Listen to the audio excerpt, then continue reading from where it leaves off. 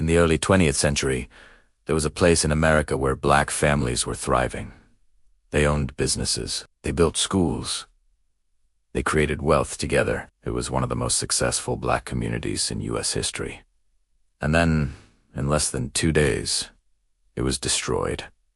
Not by a foreign enemy. Not by war, but with the approval and silence of the American government. In Tulsa, Oklahoma, stood a neighborhood known as Greenwood. At a time when segregation ruled America, Greenwood became a rare exception. Black doctors, lawyers, teachers, and entrepreneurs lived side by side. There were banks, hotels, newspapers, theaters, and dozens of black-owned businesses. So much money circulated inside the community that Greenwood earned a powerful nickname, Black Wall Street. It was proof that black Americans could build prosperity, even in a system designed to hold them back, and that success made some people furious. In 1921, everything changed. A false accusation spread through Tulsa, a rumor that a young black man had assaulted a white woman.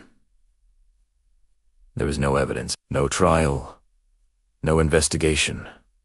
But that didn't matter. White mobs gathered. Anger turned into violence, and local authorities did nothing to stop it. What followed was one of the most violent attacks on a civilian population in American history. Over the next 24 hours, homes were looted and burned. Businesses were destroyed. Families fled in terror. Private airplanes were used to drop firebombs on Greenwood. One of the first times an American city was attacked from the air. Thousands of black residents were left homeless.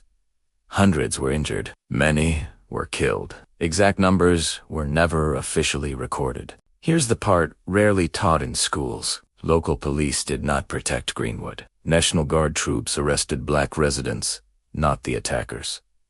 Insurance companies refused to pay claims for destroyed property. Instead of rebuilding the community, the city blocked recovery. Land was seized. Reconstruction was delayed. Justice was denied. The destruction of Greenwood was not just allowed. It was enabled.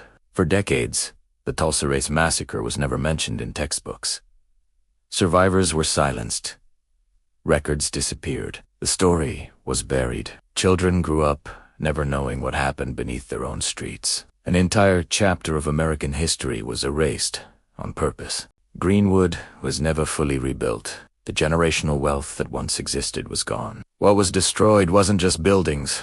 It was opportunity, safety, and trust. To this day, survivors and descendants continue to demand recognition, accountability, and justice.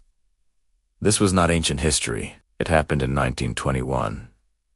In the United States, and it forces us to ask an uncomfortable question. What other stories were destroyed? Not because they weren't important, but because they were too powerful to remember.